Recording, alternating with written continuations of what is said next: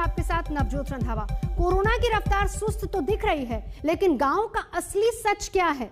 महामारी में गांव के गांव चपेट में आ गए। राजस्थान के गांव में चलिए हम आपको दिखाते हैं, बीमारी ने जिंदा नहीं छोड़ा और मौत के बाद भी कर्ज से परिवार परेशान है।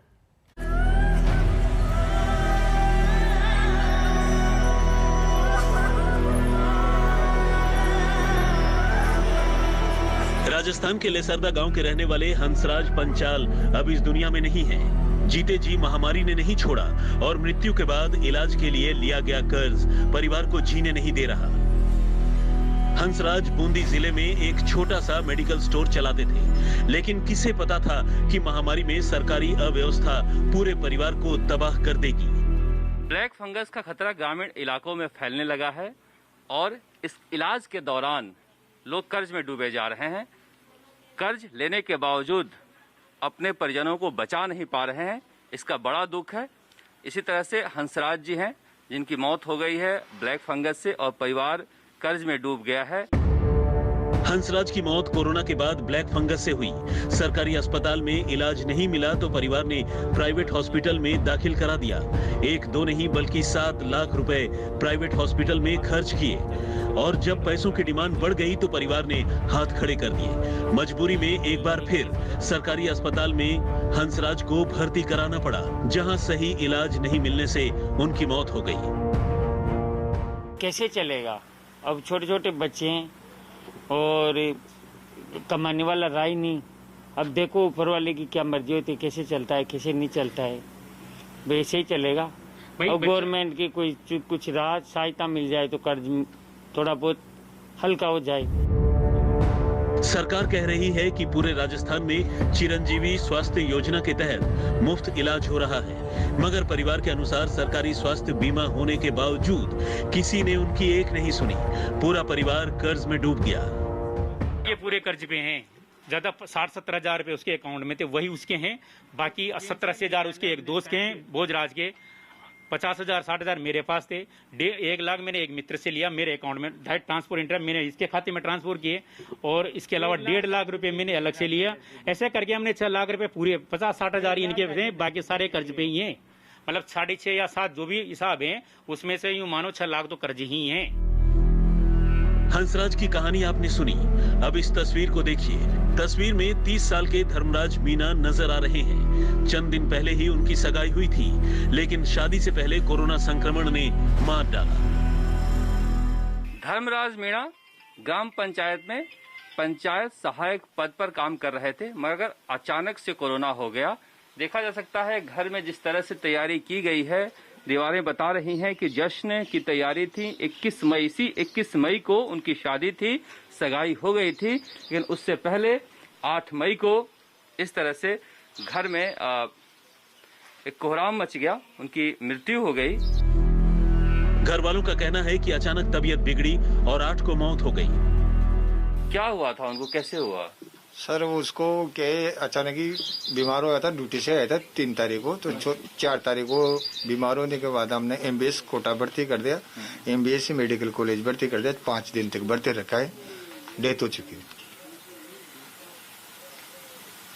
उनकी शादी की तैयारी कर रहे थे? हाँ, शादी की तैयारी में थे हम, अचानक वो सा काम हो गया तो उसका इलाज कराना, शादी को तो छोड़ दी, उसका काम करने लगे तो वो मर गए।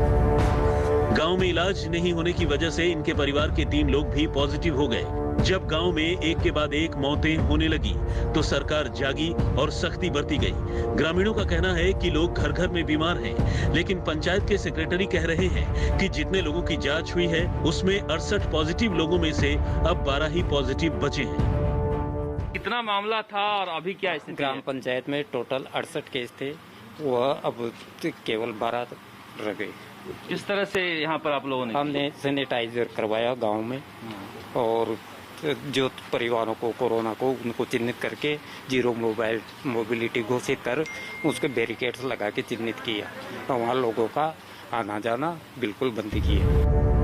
हालांकि सच्चाई यह है कि मौतों के बाद जागी सरकार अब टेस्टिंग तो नहीं करा रही, पर खांसी और बुखार वाले मरीजों की पहचान कर उन्हें दवा की एक पुड़िया दी जा रही है। इसमें 5 दिन के लिए 5 दवाएं हैं जो गांव-गांव में आशा सहयोगिनी बांट रही हैं। गांव में कोरोना काबू में करने का जिम्मा आशा सहयोगियों ने उठा रखा है। इस तरह से यह लोग दिन में घर घर में घूमकर सर्वे करते हैं और दवाइयां देते हैं। बातचीत करते हैं। से क्या नाम है आपका? सुगना। क्या देखती हैं घर में, क्या जाती हैं, क्या बात करती हैं? हम जाते हैं वहाँ पहुँचते हैं कि घर में कोई खांसी जुकाम का मरीज तो नहीं है, अगर हो तो उनके क्या क्या लक्षण हो रहे हैं तो बताते हैं। जैसे कि कोई किसी को हो रहा है तो भाई कोई खांसी जुकाम बुखार तो उसको बताते हैं कि ये दवाइयाँ लो, और इससे भी ठीक नहीं हो तो तुरंत जाके जांच करवाओ। पंचायत की जनसंख्या करीब 3000 है और उसमें 68 लोगों का पॉजिटिव होना और 14 लोगों की मौत होना छोटा आंकड़ा नहीं है, जबकि न जाने कितने लोगों की जांच ही नहीं हुई है और घर में खांसी बुखार की दवा ले रहे हैं। पर सरकार अभी भी गांव में जुगाड़ के भरोसे चमत्कार का इंतजार कर रही है। लेसरदा ग्राम पंचायत में कोरोना ने ऐसा कहर बरपाया कि 68 लोग पॉजिटिव हो गए थे, 14 लोगों की मौत हुई है। अगर ग्रामीण इलाकों में स्वास्थ्य सेवाएं ठीक होती और शुरुआती जांचों में इन्हें पता चल जाता तो हो सकता है कि इन मौतों को टाला जा सकता था। इसीलिए सरकार को चाहिए कि ग्रामीण इलाकों में स्वास्थ्य सेवाओं को मजबूत करे, तभी गांव वालों को बचाया जा सकता है। कैमरामैन निखिल शर्मा और भवानी के साथ शरद कुमार, बूंदी आज तक। मध्य प्रदेश जल्दी ही अनलॉक हो जाएगा, इस तरह के कदम उठाए जा रहे हैं, लेकिन क्या यहाँ गांव का हेल्थ सिस्टम सही है? हमारी टीम वहां भी पहुंची, देखिए हाल क्या है वहां का।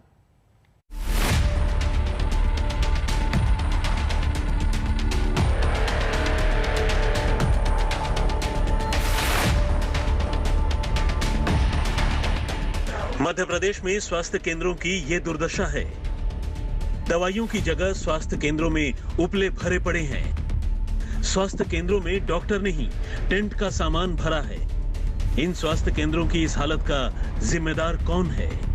क्या सरकार बताएगी गांव वाले इलाज कराने कहां जाएं?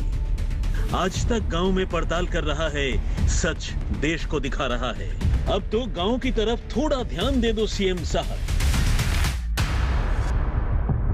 कोरोना ने अपना ऐसा रौद्र रूप दिखाया कि शहर के शहर, गांव के गांव और राज्य के राज्य दहल गए। धीरे धीरे देश कोरोना के इस भयंकर काल से उबर रहा है, लेकिन गांव की हालत आज भी बहुत खराब है। इलाज के नाम पर नील बटे सन्नाटा है और गांव में स्वास्थ्य केंद्रों की हालत तो और भी भयानक है। आज तक की टीम मध्य प्रदेश के गांव में पड़ताल के लिए निकली। उसके बाद जो कड़वा सच सामने आया, यकीन मानिए आप इन स्वास्थ्य केंद्रों की दुर्दशा देखकर हैरान रह जाएंगे। स्वास्थ्य केंद्र में गद्दे रखे हैं, स्वास्थ्य केंद्र में कढ़ाई रखी है, स्वास्थ्य केंद्र में टेंट का सामान पड़ा है, स्वास्थ्य केंद्र पर ताला जड़ा है, स्वास्थ्य केंद्र में लकड़ियां पड़ी हैं।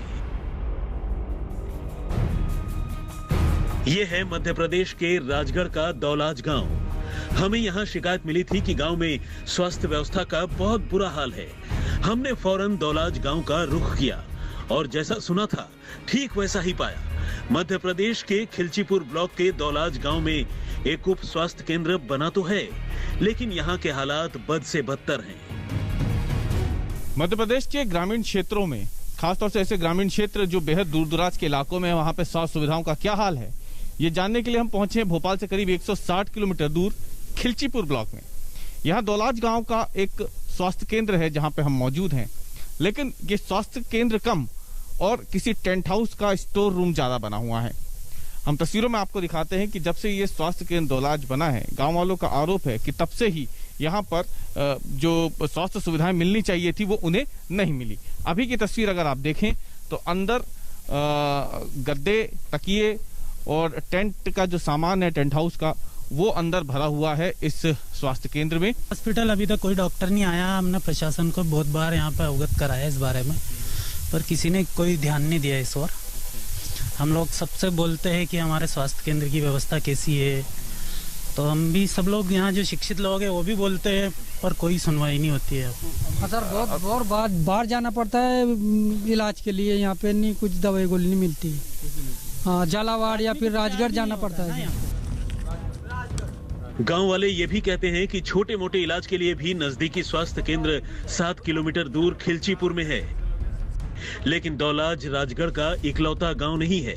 बदहाल स्वास्थ्य व्यवस्था की गवाही चीख चीख कर गदियामेर गांव भी दे रहा है। हैरानी की बात तो यह है कि इस गांव तक पहुंचना भी किसी जंग जीतने से कम नहीं है। कच्ची सड़कें, उबड़ खाबड़ रास्ते, फिर भी हम सच दिखाने के लिए गदियामेर गांव पहुंच गए। यहां भी हमने देखा गांव के उप स्वास्थ्य केंद्र पर ताला लटका हुआ है और बाहर खेती का सामान रखा हुआ है। तो मेरे ठीक पीछे ये बना हुआ उप स्वास्थ्य केंद्र है गादियामेर का। यहाँ तक पहुंचने में हम आपको बता दें, मुख्य मार्ग से यहाँ तक पहुंचना ही अपने आप में किसी चुनौती से कम नहीं है। इस गांव तक पहुंचने का जो इकलौता मार्ग है वो भी पूरी तरीके से उबड़ खाबड़ है, पथरीला है।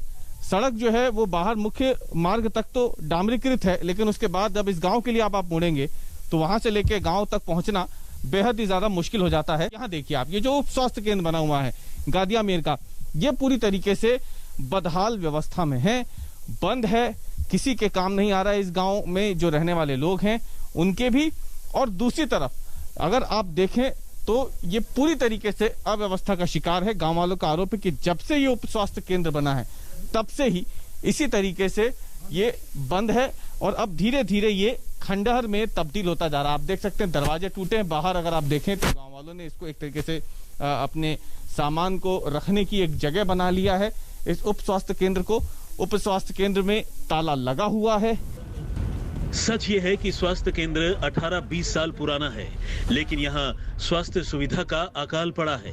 गांव वाले बीमार होते हैं तो कोई इलाज करने वाला नहीं है। कम से कम 18-20 साल हो गया हुआ बना हुआ, जब से आज तक कोई भी डॉक्टर या नर्स का कोई भी नहीं है।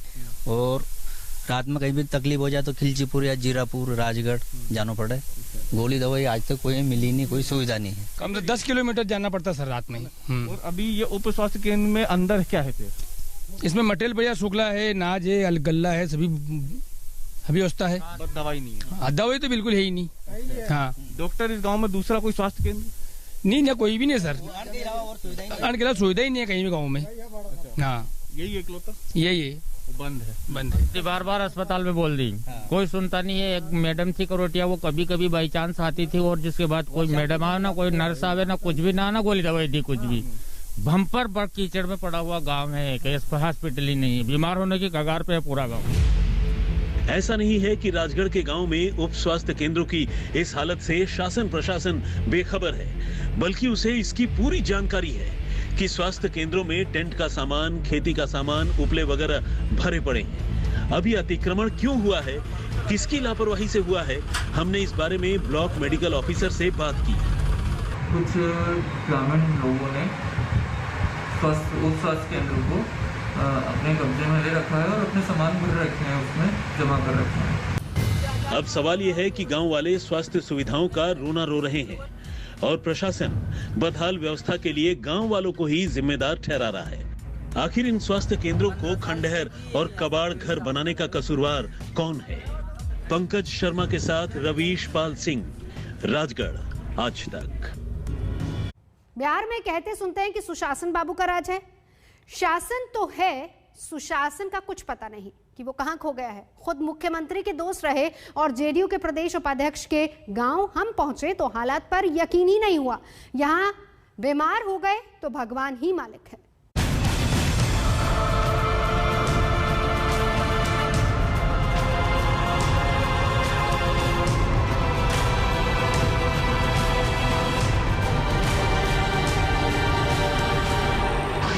बिहार के हेल्थ सिस्टम का ईसीजी, बीमार स्वास्थ्य केंद्र की दवा क्या?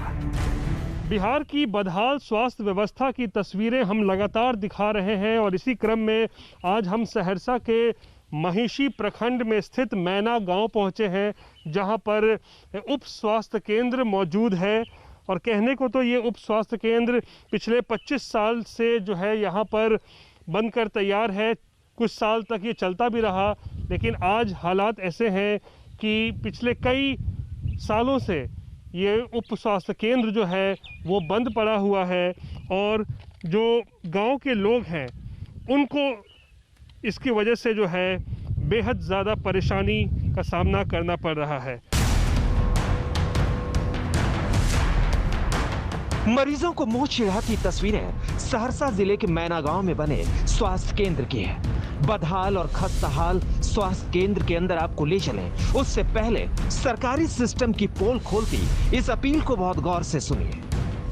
मुझको जब स्टाफ नहीं है, इंफ्रास्ट्रक्चर नहीं है, दवाई और उसका व्यवस्था नहीं है, कोई भी पदाधिकारी जो एएनएम या कंसर्निंग जो अभी जो पोस्टेड है उस सब का रहने का व्यवस्था नहीं है, और इसी के चलते लोग शहरों में रहता है और गांव के इलाका में न एएनएम रहता है न कोई स्टाफ रहता है, इसीलिए ताला बंद है। ये कोई और नहीं, मैना गांव में रहने वाले नरेंद्र कुमार सिंह हैं। बिहार के मुख्यमंत्री नीतीश कुमार के दोस्त हैं और जेडीयू के प्रदेश उपाध्यक्ष हैं। सोचिए, जब मुख्यमंत्री के दोस्त और उनकी पार्टी के नेता अपने गांव के बीमार स्वास्थ्य केंद्र का इलाज कराने में लाचार हैं, तो आम आदमी की कौन सुनता होगा। सिस्टम पूरी तरह फेल है और महामारी का संक्रमण गांवों में फुल है। आप जैसे ही परिसर के अंदर घुसेंगे इस भवन के अंदर, आप देख लीजिए टूटा फूटा बोर्ड, राज्य स्वास्थ्य समिति का ये टूटा फूटा बोर्ड आपको नजर आएगा, और ऊपर छत देख लीजिए कैसे ये छत का हिस्सा लगातार टूटता जा रहा है। और ये तस्वीरें देखिए कितना खतरनाक है, और ये साफ तौर पर दिखाता है कि ये इमारत जो है पूरी तरीके से खंडहर में तब्दील हो चुकी है, जर्जर हालत में है, और इसी वजह से इसके कई हिस्से आप देखिए, छत लगातार टूटता जा रहा है, उसके हिस्से टूट रहे हैं, बेहद खतरनाक भी है। और ऊपर भी आप देखिए किस तरीके से इस इमारत के जो हिस्से हैं वो कई जगहों से टूटे हुए हैं। अब आपको हम अंदर की तस्वीरें दिखाते हैं, क्योंकि इस स्वास्थ्य केंद्र के दरवाजे जो हैं वो बंद है, लेकिन अंदर की तस्वीरें दिखाते हैं। देखिए कैसे खिड़कियां यहाँ खुली हुई हैं, लेकिन अंदर सब कुछ बिखरा पड़ा है, कोई भी अंदर मौजूद नहीं है। सरकारी कागज़, फाइलें सब यहाँ पर जो है बिखरी पड़ी हैं। इस अंदर के कमरे को भी आप तस्वीरें देखिए कि किस तरीके से इमारत अंदर से भी देखिए जर्जर है, दरार कई जगहों से आपको साफ तौर पर नज़र आ सकता है। तो ये हालत है इस स्वास्थ्य केंद्र की, जो कागज़ों में मौजूद है, लेकिन यहाँ पर ये खुलता नहीं है, और जो लोग हैं आसपास के गांव के कई लोग हैं, आबादी है, घनी आबादी, उसको इसका कोई फ़ायदा नहीं मिल पाता है। स्वास्थ्य केंद्र खंडहर में तब्दील हो चुका है। स्थानीय लोगों का दर्द आप सुनेंगे तो गांव के हालात समझ जाएंगे। ये लगभग 10-12 साल से स्थिति बनी हुई है। पहले 25 साल पहले यहाँ डॉक्टर नर्स की तैनाती रहती थी, लोग इलाज भी फर्स्ट स्टेज में कराते थे, लेकिन 8-10 वर्षों से लगभग ये मैना ग्राम है, मुख्यमंत्री के दोस्त नरेंद्र जी का भी गांव है, वो अब यहाँ मौजूद हैं, और उसके बाद ये स्थिति बनी हुई है। हम लोग को बहुत परेशानी होता है। कोरोना महामारी में हम लोग को बहुत दूर जाना पड़ता है जाँच के लिए। हम लोग बाहर से कमा के आते हैं जाँच के लिए, हम लोग को तरसना पड़ता है कि कोरोना का जाँच हो जाए।